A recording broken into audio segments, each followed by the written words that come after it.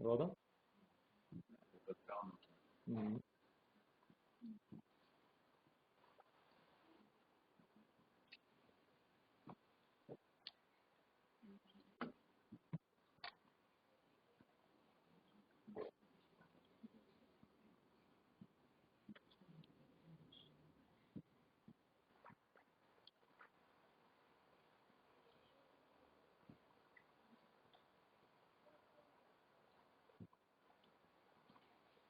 Neužsikrovė?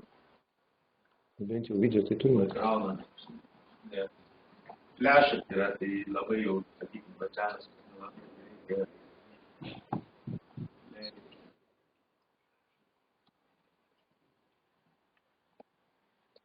Bet kuriuo atveju, man atrodo, kad pradėsim. Jeigu ką bus įrašas, bent jau skaidrės, tada paplatinsim tiem, kurie online žiūri. Čia laiko nebelabai lieka. Taigi, trumpai pakalbėsiu apie virtualios mokymosi aplinkos pagrindinės problemas, iššūkius, klausimus, su kuriais susiduriama. Tai kaip ir Mantas kalbėjo, ar ne, ką pasirinkti, kokie galimi diegimo scenarijai, kaip su techninė priežiūra daryti, ar bandyti patiems vykdyti, ar užsakyti iš išorės kažkokias tai paslaugas, kaip integruoti su esamom sistemom, ko reikia iš žmogiškų išteklių pusės administratorių, mokytojų apmokymui. Ir vienas svarbesnių klausimų, o kaip yra su mokomųjų dalykų kursų, virtualių kursų parengimu, kas tuo užsims, kas tą darbą darys, ar ne. Tai vėlgi platformos pasirinkimas, galimi komercinių platformų variantai, Edmodo, It's Learning, Eduka klasė, kiti galimi ir atviro kodo sprendimai. Moodle, Canvas, Atutor, nemokamos paslaugos irgi vėlgi galėtų būti išskirtos kaip atskiras segmentas ir toks kaip Google Classroom iš tikrųjų gana stipriai į tą rinką žengia ir kadangi siūlo visą Google Apps for Education rinkinį su elektroniniu paštu, Google dokumentais, tas Google klasės, virtualios klasės komponentas jisai irgi yra labai patrauklus tame visame, nes labai puikiai integruojasi su visais produktais. Dabar komercinių aplinkų pagrindiniai privalumai, trūkumai, pliusai, minusai. Dažnai komercinės aplinkos yra paprastesnės. Iš vartotojo sąsajos pusės, vėlgi tai yra patogiau, vartotojai greičiau pripranta moksleiviam, mokytojam naudotis tą aplinką. Būna jinai minimizuota iki pačių būtiniausių funkcijų. Dar vienas pliusas, kad komercinės aplinkos neretai suteikia išskirtinę prieigą prie turinio. Tai čia tas pats šviesos leidyklos, Eduka klasė variantas, kai siūlo integruotus vadovėlius. Dabar, kalbant apie minusus, tai vėlgi kaina, vienas iš pagrindinių turbūt dalykų, kuris ilgalaikiai perspektyvoje turbūt gali tapti našta, viskas ok iš projekto, galima pasifinansuoti įdiegimą, galbūt ten keliam metam ir palaikymo paslaugas, tačiau reikia suprasti, kad pasibaigus projektui mokykla turės už tas paslaugas mokėti. Edmodo kaip ir turi tą nemokamą paketą paslaugų, bet jis yra toks minimalistinis, kad mokyklai tikrai pradėjus naudoti jo pritrūks ir neužteks. Tai mokėti $2,500 per metus, aš manau, kad mokyklai jau tai yra pinigai, kurie pakankamai dideli. Kitas dalykas, kad yra sunkiai prognozuojami ir palaikymo kainų pokyčiai. Jeigu pasimsim kažkokį, mūsų pavyzdys, mes turėjom WebCT, kurį nupirko paskui Blackboardas, naudojom kaip komercinį produktą, apsijungus tiekėjom, kainos kilo palaikymo, nu ir visa Lietuva pasikabinus ant to komercinio tiekėjo, ilgainiui pamatė, kad, kol ministerija finansavo, iš projektinių visokių viskas dar buvo pakankamai neblogai, užsibaigė finansavimas, universitetam liko našta finansinė, kurios jau nebelabai norėjo tempti ant savo pečių ir tada buvo nuspręsta migruoti į atviro kodo Moodle platformą. Niuansas toks, kad pasirinkus komercinę, aš čia nenoriu gąsdinti ar ne ir atbaidyti, bet dažnai būna taip, kad nelabai išeina pramigruoti su visa medžiaga, sukauptų turiniu, jos būna pakankamai uždaros ir tas migravimas, jisai, aišku, šiai dienai, lyginant su to, ką mes turėjom prieš 10 metų, jau standartizavimas yra žymiai aukštesniam lygiai ir ten, sakykime, mokymosi objektų perkelimas iš vienos aplinkos į kitą didesnių problemų nesudarys, bet taip, kad aš išeksportuosiu kursą, sakykime, iš Edmodo aplinkos ir suimportuosiu į Moodle, tai tikrai taip nebus. Jei sistema yra skirta vietos rinkai, vėlgi čia jau aš kalbu apie konkrečiai, sakykime, kad ir tą pačią šviesos eduko klasę, tai funkcionalumas bus tikrai gana skurdus lyginant su globaliais žaidėjais. Supraskim, kur yra milijonai vartotojų ir kur yra Lietuvoje, kiek, turbūt geriausiu atveju ten 100–150 tūkstančių, ar ne, moksleivių, kurie galėtų naudotis. Tai arba reikia tada labai stipriai kainą kelti ir bandyti atpirkti tos investicijas į funkcionalumo plėtrą. Žodžiu, gamintojas turi gana ribotas galimybės. Galbūt, sakykime, šviesa iš vadovėlių leidybos uždirba pagrindinės pajamas ir jie ten gali kažkaip tai šitoje vietoje su tuo žaisti ir tą virtualią aplinką finansuoti, dotuoti, bet funkcinių galimybių tikrai tiek nebus, kiek pas didesnę rinką turinčius žaidėjus. Dabar su atviro kodo platformom vėlgi yra pliusų ir yra minusų. Jeigu, tarkim, imti populiariausius atviro kodo sprendimus, tokius kaip Moodle, tai didelė bendruomenė, jinai sąlygoja ir pakankamai didelės investicijas į produkto vystymą, plėtrą. Ir tų funkcinių galimybių atsiranda, integracijų su kitais produktais atsiranda kaskart vis naujų. Ir šiai dienai, sakykime, Moodle yra paskelbęs, kad su dabar išeinančia nauja Moodle 3.3 versija, rudenį jau turėtų būti pilnas integravimas su Office 365, su Google Suite, jau be papildomų plėtinių bus galima tiesiai Moodle galimybėmis visą tai realizuoti. Nors aplinka yra nemokama, tačiau esant poreikiui galima nesunkiai įsigyti papildomas paslaugas sistemos priežiūrai, konsultavimui, mokymui, nes tokių, kurie turi tą know-how, žinojimą ar ne kaip su ta aplinka dirbti, yra pakankamai daug. Atviros sąsajos paprastai leidžia lanksčią integraciją su kitom sistemom. O minusai, kad jeigu, sakykime, nuspręsit diegti į savo serverį atviro kodo sprendimą, kad bus didesnės techninės priežiūros sąnaudos, reikės žmogaus, kuris prižiūrėtų tą aplinką, pastoviai rūpintųsi atnaujinimais. Vėlgi, pasirinkus mažiau populiarų atviro kodo sprendimą, yra rizika, kad, sakykime, ilgainiui jie nepritrauks reikiamų investicijų, funkcinių galimybių plėtrai ir ta plėtra sulėtės. Technologijos vystosi labai sparčiai. Jeigu prieš 5 metus visi džiaugiasi, kokie geri mokymosi objektai, flashų padaryti, animuoti ir taip toliau, šiai dienai apie flashą niekas nekalba. Žiūri kaip į didžiausią trūkumą, jeigu mokymosi medžiaga paruošta flash technologija, nes ant mobilių įrenginių neveikia, naršyklės nebepalaiko ir taip toliau. Taigi, renkantis aplinką, reikia galvoti ir apie tai, kiek pajėgus tos aplinkos gamintojas, kūrėjas, ilgalaikiai perspektyvoje spėti su technologijų plėtra, palaikyti naujas technologijas, naujas investicijas mesti į plėtrą. Vėlgi, natūralu, aš bandau lenkti prie Moodle aplinkos, agituoti už Moodle, nes mes patys Moodle naudojam ir turim daugiausia patirties su tuo. Tai yra populiariausia virtuali mokymosi aplinka, atviro kodo populiariausia. Turi daugiau kaip 100 milijonų registruotų naudotojų. Kiek dar yra neregistruotų, čia niekas negali pasakyti. Tikėtina, kad tas skaičius gali būti ir dvigubai didesnis. Labai sparčiai plėtojama, pastoviai papildant naujom funkcijom. Yra aplikacijos mobiliems įrenginiams, Android, iOS ir taip toliau. Lengvai plečiama, yra daugiau kaip 1300 įskiepių, galimybė, sakykime, trūkstamas funkcijas prisidurti. Yra galimybė palaikomi standartiniai plėtiniai, tokie kaip Learning Technology Interoperability specifikacija, čia yra toks LTI trumpinys, į kurį reikėtų atkreipdėmėsi, nes per jį net ir be jokių papildomų įskiepių galima integruoti kitas aplinkas, kitus sprendimus. Aš čia truputį parodysiu vėliau. Na ir kitas privalumas, kad tai yra išversta į lietuvių kalbą ir beveik 90% tas vertimas yra išbaigtas. Vartotojo sąsaja pilnai išbaigta, administravimo ten ar dėstytojo kai kuriuose vietose dar trūksta, bet prie to dirbama. Struktūra, pagrindinė Moodle, sakykime, kursai formuojami iš išteklių ir veiklų.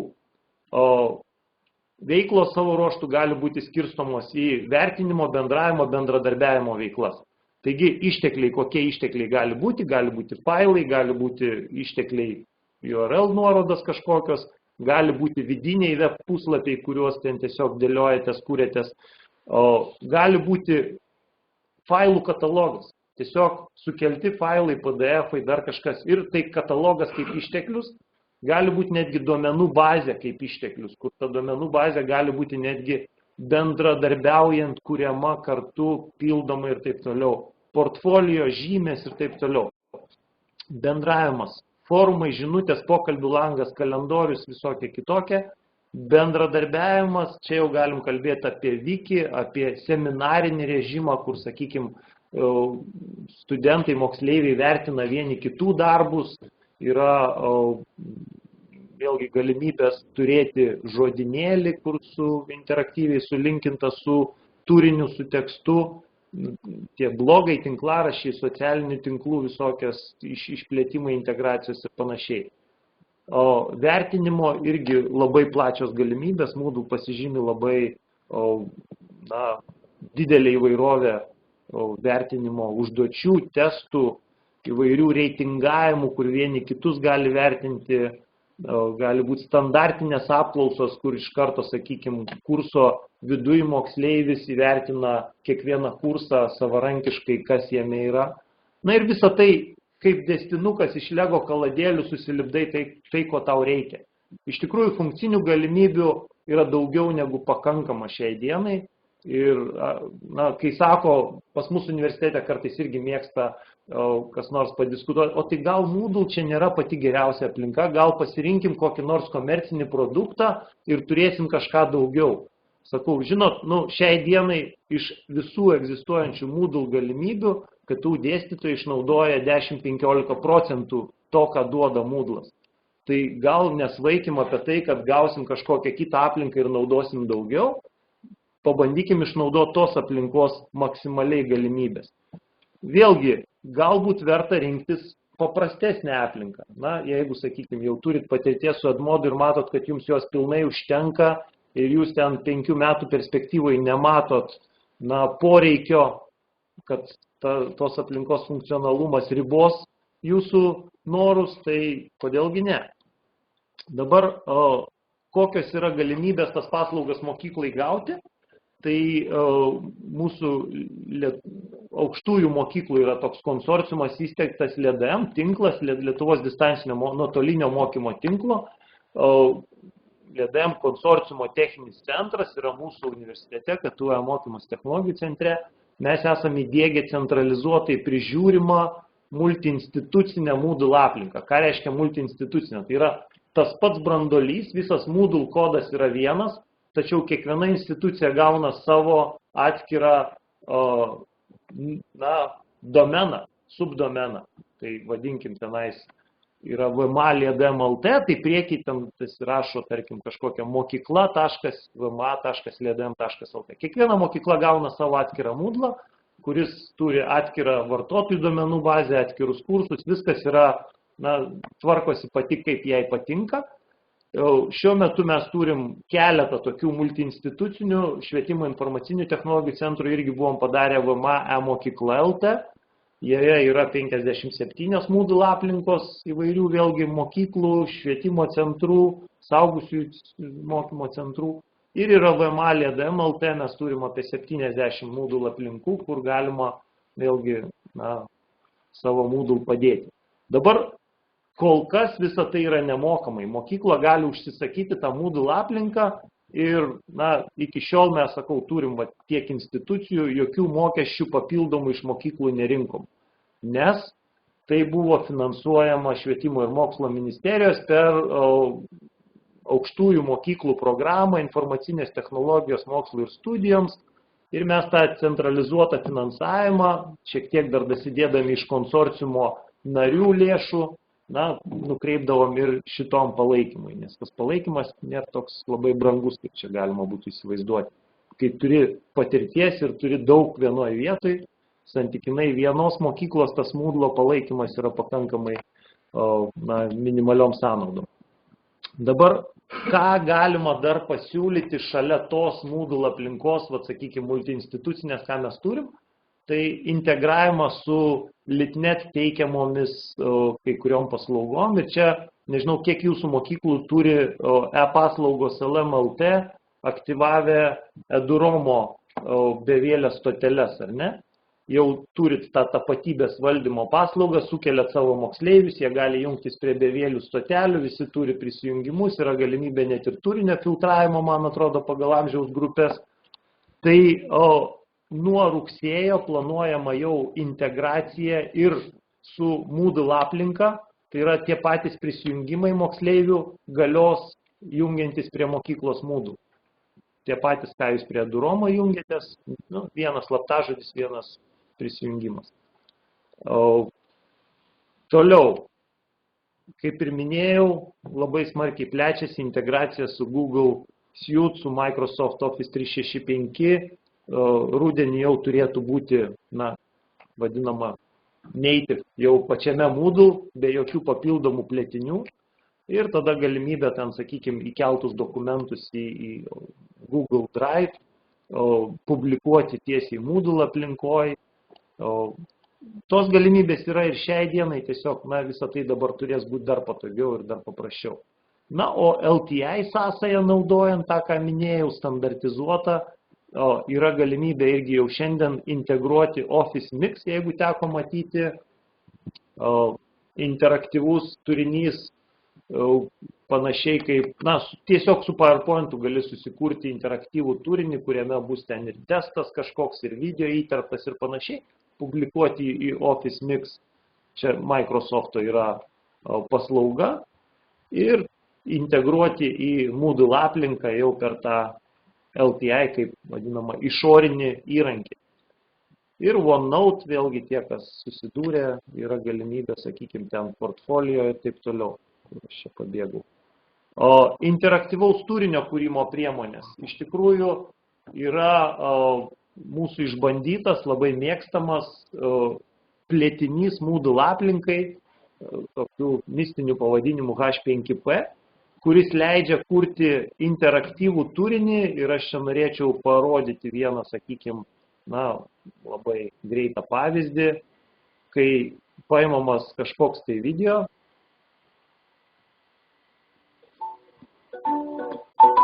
Ir tas video perdengiamas su papildomu interaktyviu sluoksniu informacijos.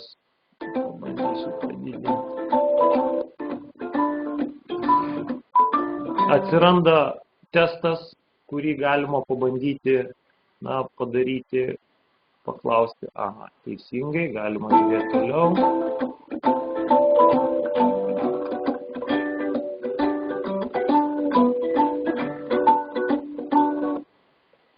Čia sustabdo video ir klausia, kokie ingredientai naudojami kokteilyje. Tai, sakykime, aš pažymiu, kad tai yra braškės, kad tai yra pienas. Pienas nenaudojamas. Gerai. Watch again. Jeigu neteisingai atsakėjai, gali grįžti pasižiūrėti nuo pradžių.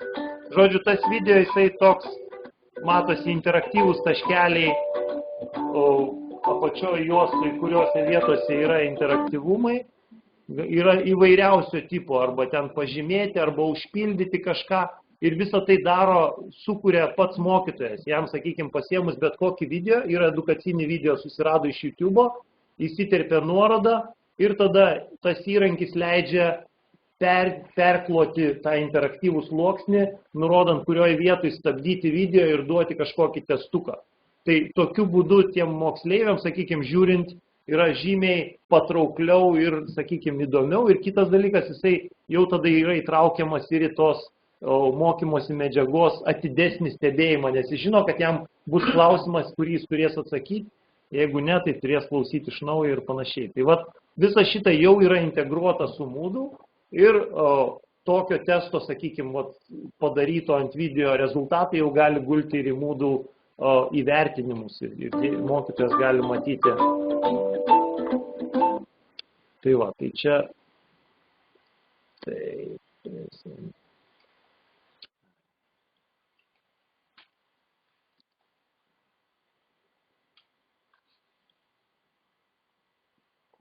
Tas skaitras patiko.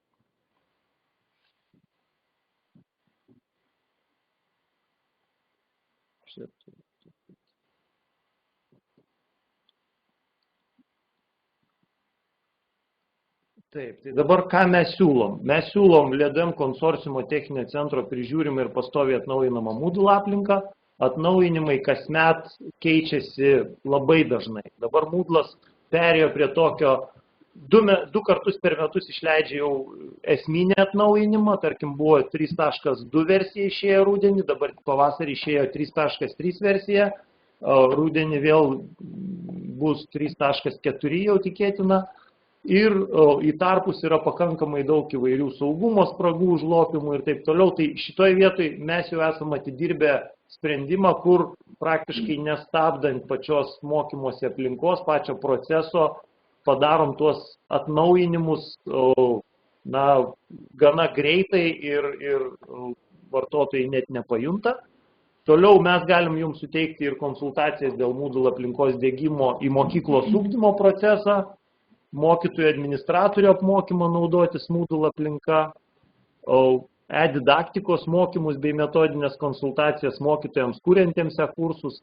Iš tikrųjų, mūsų vizija būtų tokia, kad jeigu, sakykime, mokykla eina į projektą ir nori susikurti tam tikrų dalykų virtualius kursus, kad dalyvaudami Moodle mokymuose jie tą jau pradėtų daryti patys, ir su mūsų metodiniam konsultacijom, technologiniam konsultacijom, tai būtų jų kaip ir mokymosi proceso dalis. Jie savo mokydamėsi kursuose, toliau savarankiškai sukuria jau savo dalyko tą pradinį virtualų kursą. Na ir kitas dar dalykas, saldainis, kurį mes čia siūlom, tai šiuo metu KTU dalyvauja ES Horizonto programos projekte Up to University, vadinasi trumpas pavadinimas Up to You. Tai lietuviškai universiteto link ir atotrūkio tarp mokyklų ir universitetų mažinimas per neformalų švietimą. Tai šiame projekte vėlgi yra kuriama, bus sukurti integruoti įrankiai, kurie palengvins kitų įrankių ir paslaugų prieinamumą mokymosi bendruomeniai, mokykloms. Tikimasi, kad projektas paskatins pedagogus ir besimokančiuosius naudoti ir atvirų švietimo išteklius, įvairius produktus, technologijas ir problemą identifikuojam taip, kad moksleiviai pabaigę mokyklą ir atėję į universitetą iš tikrųjų susiduria su labai dideliu krūviu ir technologijų prasme. Jie gauna labai daug įvairių sprendimų technologinių, kuriuos turi per trumpą laiką įsisavinti ir turi pradėti naudoti. Tai mūsų tikslas, kad jie pačiupinėtų tuos technologinius sprendimus jau mokykloje per galbūt neformalų švietimą ir kad tai leistų jiems susipažinti su universitetuose naudojamomis technologijomis, pritaikyti tas technologijas, viskas orientuojamas į problemomis pagristą, projektais pagristą mokymą. Project-based learning, tai kad visą tai jau jie pradėtų naudoti bendradarbiaudami tarpusavyje mokykloje. Projekto metu vėlgi bus organizuojami ir mokymai mokytojams, bus pasiūlomos paslaugos mokykloms ir duomenų saugyklų, ir video kūrimo, videokonferencijų bendravimo. Tai šiame projekte tikrai kviesim dalyvauti tuos, kurie susidomės ir kurie norės. Kažką praleidau dar. Kaip ir viskas. Gal turit klausimų? Beveik spėjau į laiką, nors esu užvėlavimą.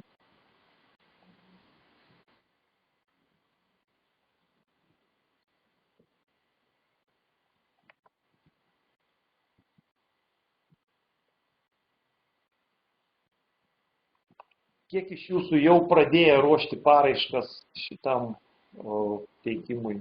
Ar dar kol kas tik zonduojatės? Zonduojatės, negalimybės. Jau pradėjo, ne? Taip.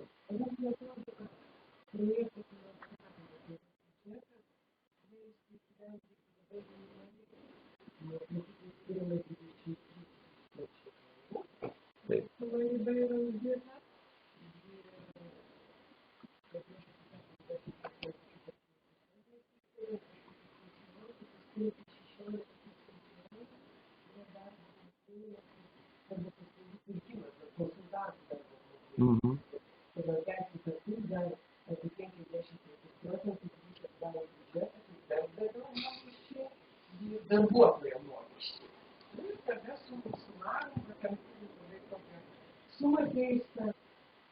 2 metams tikrai reikėtų, todėl kad čia orientuojame į mokinių pasiekimų gerinimą, tai pasiekimai ir pažiūrėti. Reikia pamatysim, kad 2 metų laikotarpio, ne po metų laikotarpio. Tai ta suma yra reali. Dabar šitom technologijom. Pagrindinis iššūkis, aš sakyčiau, yra mokytojai. Mokytojai suspėti įsisavinti, išmokti ir įdiegti į procesą. Todėl aš tą mokytojų rengimo dalį labai stipriai akcentuoju ir sakau, kad pats mokytojas turėtų. Aš nemanau, kad sprendimas yra pasimti kažką gatavo nuo lentynos ir su tuo sakyti, jau čia pagerės rezultatai. Pirmiausia, tai turi mokytojas pakeisti savo darbą su mokiniais. Valio, tie vadovėliai šviesos, jūs vadovėlius ir taip turit, ar ne? Visi. Taip testai. Ar tie testai ten labai pagerins rezultatus? Gal pagerins. Bet esmė, kad pats mokytojas įsisavintų tas technologijas ir jau pradėtų kurti tuos virtualius kursus, dėlioti ten išteklius išorinius visokius, įtraukti galbūt YouTube filmukus, galbūt sudominti moksleivius, kad jiem tai būtų irgi įdomu, kad jie pradėtų bendrauti virtualioje aplinkoje, galbūt atlikę kažkokį darbelį keltų, įvertintų vieni kitus, pabandytų. Tai šičia yra tas, sakau, ir mūsų vizija, kad mokytojų apmokymo metu jie jau pradėtų konstruoti tą savo virtualų kursą, kurį vėliau tobulintų jau, sakykime, dirbdami su moksleiviais.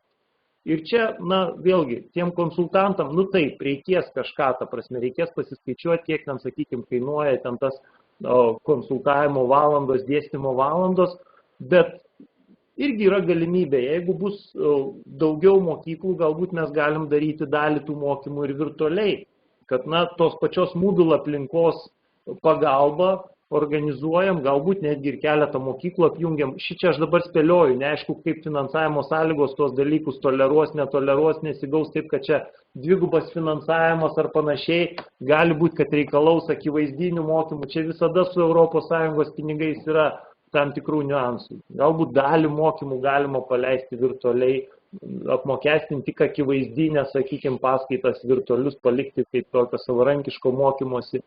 Jau šiai dienai mes turim pakankamai nemažai išteklių padarytų kursų, kurie, kai kuriais atvejais galbūt jau yra senstelėję, sakykime, galbūt reikia, mokymai VMALIA DMLT. Aš čia dabar pabandau prisijungti, gal kaip administratorius pabandysiu iššokti. kad būtų. Tai yra toksai virtualus metodinės pagalbos centras, ar ne, kur mes, sakykime, buvom parengę įvairiausius net ir video filmukus, sakykime, kurso, tarkim, ne, kaip su Moodle priemonėmis kažką tai padaryti, mokytojai susidėlioti. Mes tuos dalykus vėlgi dabar atnaujinam, nes mes ir kitų dėstytojams duodam tuos filmukus. Dalį filmukų imam standartinių Moodle, kurie yra angliškai rašyti profesionaliai ir tiesiog dedam lietuviškus titrus, nes, funkcinės galimybės atsirinkti, kur angliškai, kur lietuviškai nėra taip sudėtinga, tie terminai vis tiek yra pažįstami. Dažnai būna, kad tu tiesiog nerandi, kur tas dalykas randasi iš pirmo žvilgsnio. Tai tokie, kaip kažką padaryti Moodle priemonėmis, jų yra video pridaryta pakankamai daug.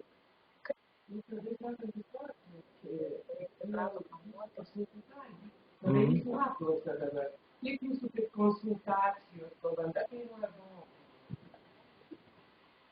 Mes esam paskaičiavę, kad 16 valandų kursai Moodle, be kelionės ir, sakykime, jeigu ten reikia apgyvendinimo, mes važiuojam 400 ar 500 eurų, ta prasme. Tai, lektoriaus atvažiavimas ir pravedimas mokymų. O vėlgi, apimtis reikia žiūrėti, reikia tikslintis. Galbūt, sakau, dalį to konsultavimo padaryti virtualiai. Be abejo, ir virtualus konsultacijos. Ne, važiavimo nereikia tada.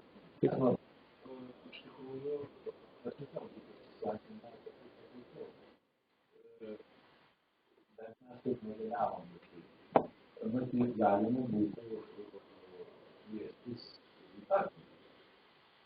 Taip.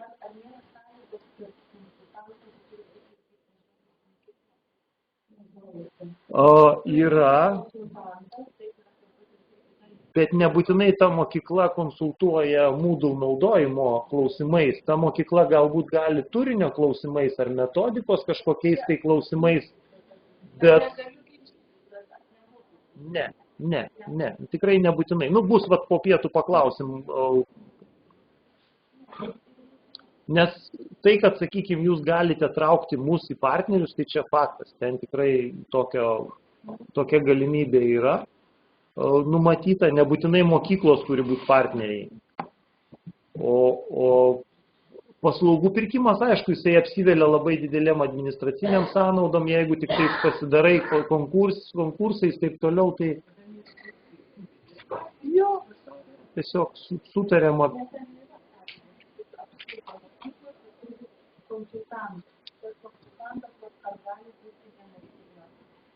Gali. Gali būti, iš tikrųjų, man atrodo, kad papildomi balai skiriami tada, kai yra bent viena mokykla konsultantas. Aš kaip skaičiavau, tai pagal biudžetą geriausiai yra 2 mokyklom tokiom, kurie yra naudos gavėjai, tiesioginiai. Viena mokykla yra konsultantas, kuris šiek tiek labiau patirties turintis, tai ten, tarkim, kažkas, tai kas jau Moodle naudoja, kas, sakykime, ten Ozo galbūt kažkokia mokykla, kuri ten labai aktyviai naudoja. Kodėlgi ne? Pas jos biški specifika. Tai ir paskui gali būti kažkoks tai konsultantas, kuris specializuojasi grinai Moodle, ar ne? Nes, mes galbūt nesam tiek labai įsigilinę į pačios mokyklos procesus ir mums šitoje vietoje tikrai reikės jau kartu bendraujant susidėlioti tą struktūrą, kaip mokykloje efektyviai panaudoti dirbant klasėje. Mes esam Moodle specialistai, mes turim mokymosi metodikos stiprių žmonių, kaip sakant, ekspertų. Žinom, kaip ruošti tuos atvirus internetinius kursus, masinius visokius esam išbandę. Pavyzdžiui, mes čia sakykim, tai ko neparodžiau, kad jūs jau šiandien galite tą virtualią aplinką užsisakyti pas mus. Nepriklausomai nuo to, ar mes būsim jūsų partneriai ar ne, jūs galite virtualią aplinką užsisakyti pas mus ir turėti tą paslaugą bent jau kol kas nemokamai. Dabar ką reiškia bent jau kol kas, ar ne? Aš tikiu, kad dar kitais metais, ko gero, mes tos paslaugos gal ir neapmokestinsim. nes dar yra ir tas horizonto projektas, kurį aš minėjau, mes tame projekte turim tam tikrų intencijų bendradarbiavimo su mokyklom plačiau. Vėliau, kai pasibaigs projektiniai finansavimai ES švietimo ir mokslo ministerijos, natūralu, kad Moodle išlaikyti tą platformą kažkaip reikės. Mes turim tą LEDM konsorciumą, kuris jau dabar moka nario mokesčius ir ten, tarkim, priklausomai nuo to, kiek aukštoji mokykla turi studentų, tas nario mokestis yra didesnis ar mažesnis. Ateityje vienas iš modelių, kaip tą išlaikyti, tai galėtų būti įvesti nario mokestį ir mokyklai. Tai tiesiog bus fiksuotas nario mokestis, ten tarkim 200–300 eurų ar ne per metus, iš kurių surenkamas tas krepšelis toliau palaikyti tom paslaugom, išlaikyti infrastruktūrai, atnaujinti ir taip toliau. Tai nebus kažkoks tai, mes kadangi nesam tie komercinių paslaugų teikėjai, tai mes iš to vėlgi verslo nedarom, kažkokio pelno nesiekia, mums yra tikslas išlaikyti ir vystyti tas paslaugas, tai yra padengti kaštus. Kaip Litnetas panašiai, tik Litnetas dabar gauna dar finansavimo, kai nebegaus finansavimo, vėlgi turės susimesti ten aukštosios mokyklos, galbūt mokyklos vėlgi pradės mokėti už tą internetą, kurį gauna, nežinau. Tai va. O užsisakyti tai yra LEDM portale, VMA LEDM LT, nuėjus yra paslaugų užsakymo forma. Čia tiesiog jau šiandien galite supildyti savo institucijos pavadinimą, mokyklos pavadinimą, adresą, kontaktinius duomenis vadovo, nes mes prašom, kad vadovo pasirašytą įgaliojimą atsiųstų Moodle administratoriui. Mokyklos Moodle administratorius, jisai gauna teisę tvarkytis tą Moodle aplinką. Toliau trumpinys, kuris bus naudojamas prieš tą VMA, tai mokyklos kažkoks sutrumpintas. Jeigu turit svetainę šiai dienai, tai turit kažkokį ir tą trumpą vardą. Tai galite jį tą patį naudoti ten, sakykime. Toliau administratoriaus vardas, pavardė, administratoriaus elektroninis paštas, administratoriaus mobilus telefonas ir nurodom, kokias paslaugas norim. Tai aišku, Moodle aplinka, ir vaizdo konferencijų, vėlgi siūlom mokyklom naudotis ir mūsų turimom vaizdo konferencijų galimybėm. Tai tą, ką šiandien transliuojam ir rašinėjam, tai irgi naudojamas tas vaizdo konferencijų sprendimas. Tai galit pažymėti ir šitą varnelę, gausit prisijungimą ir prie vaizdo konferencijų sistemos. Tiesa, vienai mokyklai duodam vieną akauntą, vieną prisijungimą, bet su juo principė galima ten, tarkim, organizuoti jau ir su kitom mokyklom susijungti ir panašiai. Ir pasirinkti, kokia tai yra institucija, gimnazija, mokykla ir viskas, registruojat. Mes patvirtinam ir jums tada atsiunčiamas tas Moodle aplinkos jau aktyvavimo nuorodą, jūs paspaudžiat ten, praeinat next ir gaunat aplinką. Aplinka yra pilnai standartinė, mes šiek tiek atsargiai žiūrim į kažkokių egzotinių plėtinių dėgymą. Prieš dėgiant bet kokį plėtinį, bet kokį, ta prasme, įskiepį, visada atidžiai protestuojam, pasižiūrim, ar perspektyvoje tas plėtinys jisai bus palaikomas, nes jau patys esam nudegę. Kuo daugiau tų plėtinių pasiemi, nedaug dievės, kuris nors numirs, ten, sakykime, jo gamintojas nebeatnaujins ir su naujom versijom Moodle nebepalaikys, tai tada arba tu gauni pasilikti prie senos Moodle versijos, arba gauni to plėtinio atsisakyti. Atsisakyti, kai jau daugelis mokytojų, ten dėstytojų pradėjo naudoti savo kursuose, yra skausminga. Todėl geriau žiūrėti, kad plėtinys, kurį, sakykime, nusižiūrėjom, yra ten Microsoft'o, tikrai palaikys, Google'o palaikys, koks nors UK Open University, tikrai gali būti ramus, kad palaikys. Kai kurie iš jų paskui patampa jau standartinio Moodle sudėtinė dalim.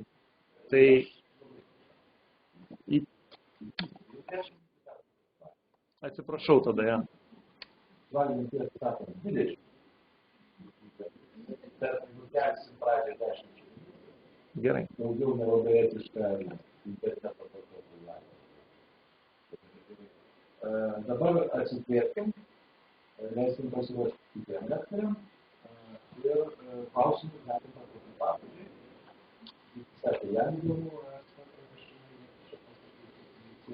nes taip, apie tuos pinigus jūs sakot, mes nemažai mes, taip pat tas finansavimo savo darbą.